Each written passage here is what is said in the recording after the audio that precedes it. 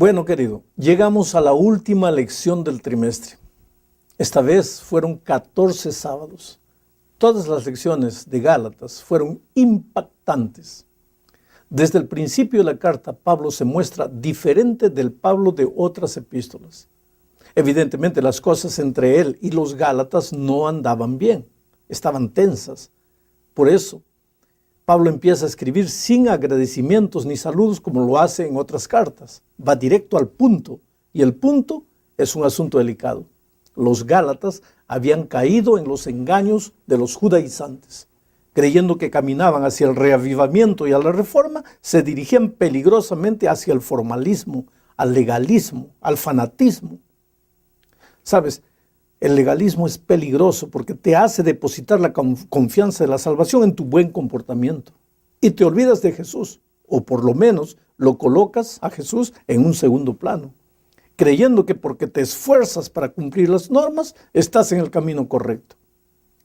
El legalismo también es peligroso porque te hace creer que te libera de la gracia barata y sin embargo te conduce al abismo de la confianza propia. ¿Sabes? Es fácil irse al extremo de creer que desde el momento que la gracia es suficiente ya no necesitas de la ley. Y entonces, gente sincera que no quiere caer en el terreno del liberalismo, cae fácilmente en el terreno del legalismo. Pablo sabía que no puede existir peor cosa que estar completamente perdido pensando que se está a salvo.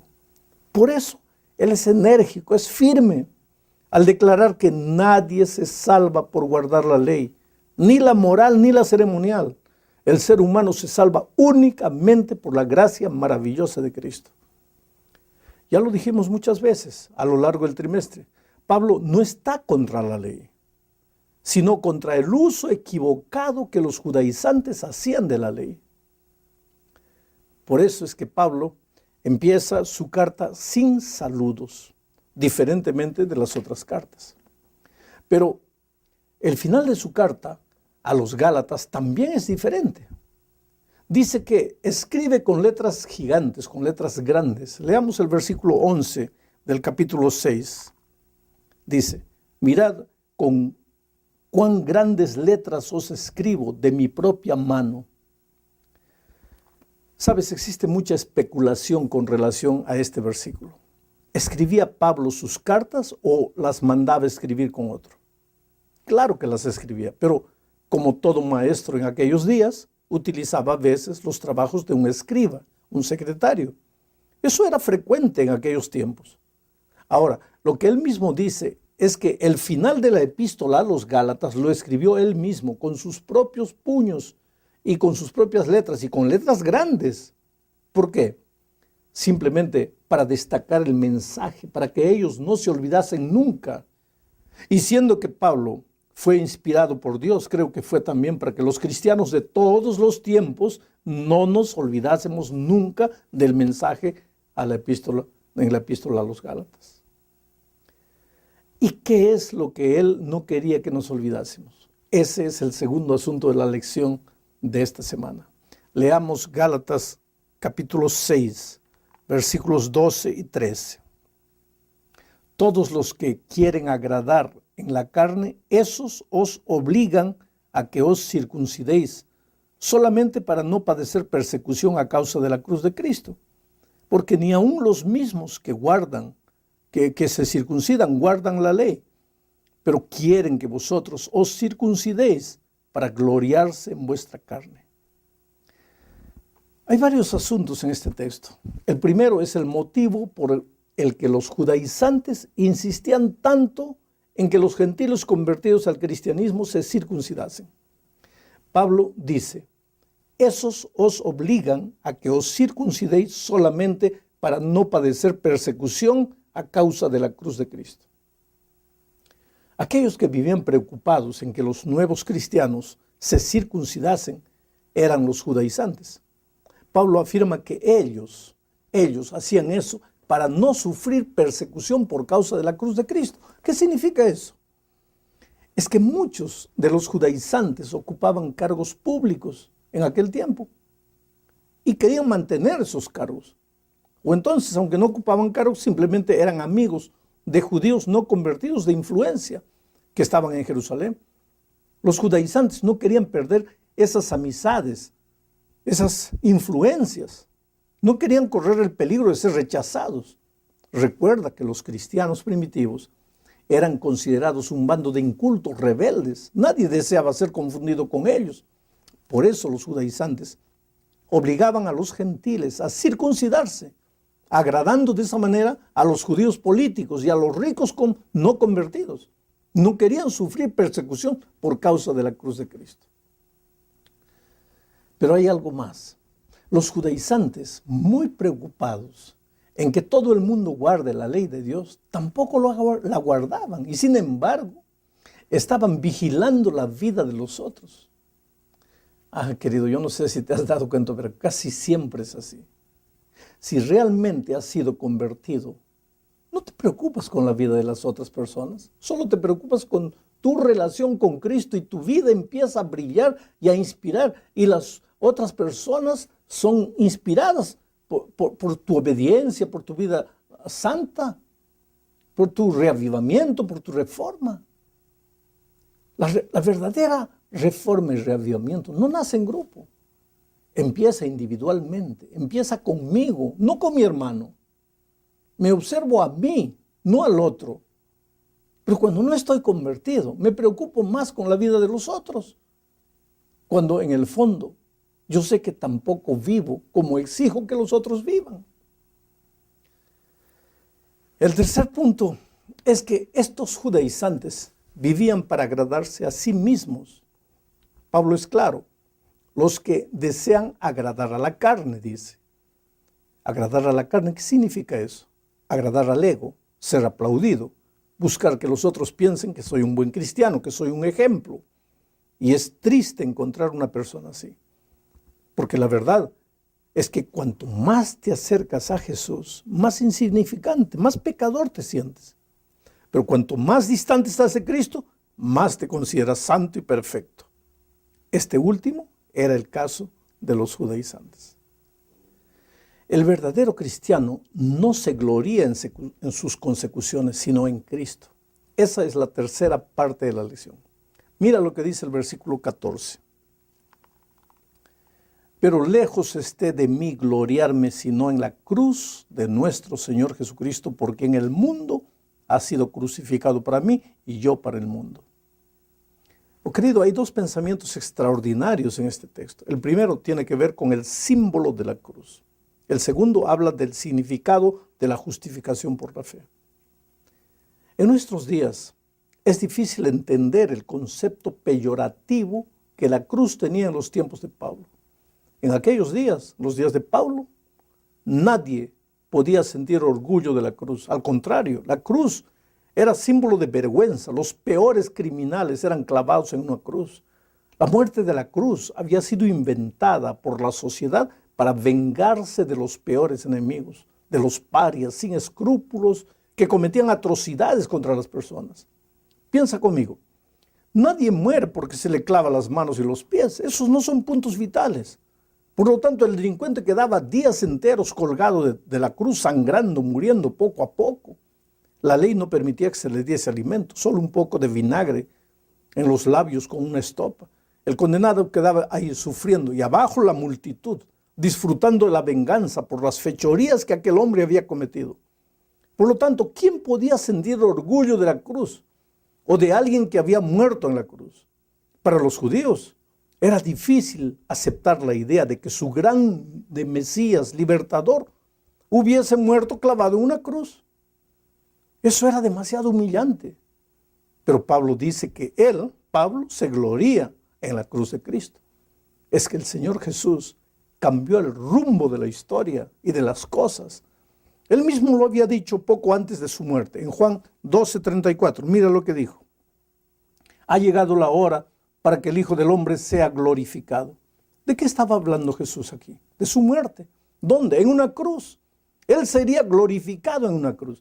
Querido, los seres humanos somos glorificados en un palco lleno de luces, aplaudidos, recibiendo medallas, laureles, mientras Jesús fue glorificado en una miserable cruz, coronado de espinas, escupido, insultado, agredido Y ahora viene Pablo y afirma que el cristiano no debe querer ser glorificado agradando a los hombres, sino glorificarse en la cruz de Cristo, si hay algo de qué gloriarse. Porque la verdad es que toda la gloria le pertenece a Jesús y solamente a Jesús. ¿Por qué? Bueno, esa es la cuarta parte de la lección. Volvamos a leer el versículo 14. Dice: pero lejos esté de mí gloriarme sino en la cruz de nuestro Señor Jesucristo, porque en el mundo ha sido crucificado para mí y yo para el mundo. Observa lo que dice la segunda parte del texto, porque en el mundo ha sido glorificado para mí y yo para el mundo. Aquí Pablo habla de la crucifixión de Jesús como siendo su propia crucifixión. Para entender esto necesitamos pensar en la muerte de Cristo. Jesús murió en la cruz. ¿Por qué murió? Si él había sido tentado en todo, pero nunca había pecado. Ahora, querido, si alguien merecía la vida por causa de su obediencia, era Jesús. Y sin embargo murió. ¿Por qué? Ese es el maravilloso tema de la expiación. Alguien tenía que morir, porque la paga del pecado es la muerte. Alguien debía ser clavado en la cruz, porque la eterna y santa ley de Dios había sido transgredida y la paga del pecado es la muerte. Y ese alguien debería ser el ser humano, porque él había pecado, pero no lo fue. Quien murió en la cruz fue Cristo, en sustitución del ser humano, y la deuda del ser humano fue pagada. Por lo tanto, si la deuda ya fue pagada, el pecador no necesita morir. Pero ¿qué tiene que hacer el pecador para que la muerte de Jesús sustituya su muerte? Tiene que creer. Y al creer, es como si él mismo fuese crucificado. Y la vida que Jesús merecía pasa a ser la vida del pecador arrepentido. Pablo explica mejor este asunto en Romanos capítulo 6, versículos 3 y 4, cuando dice: ¿o no sabéis que todos los que hemos sido bautizados en Cristo Jesús, hemos sido bautizados en su muerte? Porque somos sepultados juntamente con él para muerte por el bautismo, a fin de que como Cristo resucitó de los muertos por la gloria del Padre, así también nosotros andemos en vida nueva. En este texto, Pablo avanza un paso más. No basta creer, es necesario ser bautizado. Los que somos bautizados en la muerte del Señor Jesucristo, afirma Pablo. Quiere decir que cuando yo soy bautizado, es como si yo estuviese muriendo la muerte de Cristo. O mejor, cuando soy bautizado, la muerte de Cristo sustituye mi muerte porque yo soy bautizado en su muerte. Eso es lo que Pablo dice. Por quien el mundo ha sido crucificado para mí y yo para el mundo. Ese quién es Cristo. Al ser crucificado Jesús fue como si Pablo hubiese sido crucificado. Todo lo que el apóstol tuvo que hacer fue creer y ser bautizado. A partir de ese momento, la justicia de Cristo pasa a ser su justicia y sus pecados son depositados en Cristo y el Señor muere para pagar el precio de la condenación. ¿Y todo eso para qué? Para empezar una vida nueva.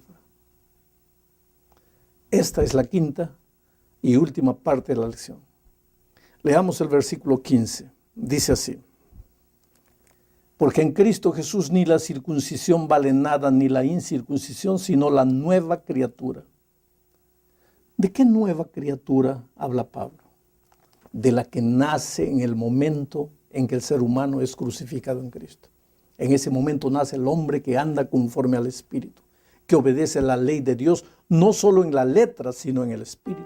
El ser humano que vive los frutos del Espíritu, el resucitado para una nueva vida. ¿Por qué? Porque las cosas viejas pasaron y he aquí todo ha sido hecho de nuevo. Bueno, querido, la epístola a los Gálatas termina con algunas recomendaciones, de las cuales deseo destacar la que se encuentra en el último versículo. El último versículo dice así: la gracia de nuestro Señor Jesucristo sea con vuestro espíritu, hermanos. Amén. La gracia. Ese es el resumen de todas las epístolas de Pablo y también de la epístola a los Gálatas. La gracia. ¿Qué es gracia? Por su gracia, Jesús te da lo que no mereces. Por su misericordia, Jesús no te da lo que mereces. ¿Qué es lo que merezco? La muerte. Por su misericordia no me da la muerte. ¿Qué es lo que no merezco? La vida. Porque la paga del pecado es la muerte y yo pequé, no merezco la vida, mas por su gracia me da la vida. La gracia. La gracia es el tema de la Biblia, no solamente el tema de las epístolas de Pablo. En Génesis 1:1, en el principio creó Dios los cielos y la tierra. ¿Qué hizo el hombre? Nada. Él recibió todo por gracia. Hasta el último versículo de la Biblia, Apocalipsis 22, el último versículo. Y la gracia de Dios sea con todos vosotros. La gracia, el tema es la gracia. La gracia estaba en el jardín del Edén cuando el corderito fue sacrificado. La gracia estuvo presente cuando los corderitos eran sacrificados en el ceremonial judío. La gracia estuvo presente en la cruz de Cristo. La gracia, la gracia, la gracia. Que Dios te bendiga. Báñate en la gracia de Cristo. Que estas lecciones hayan servido de provecho para ti y para tu familia. Un grande abrazo.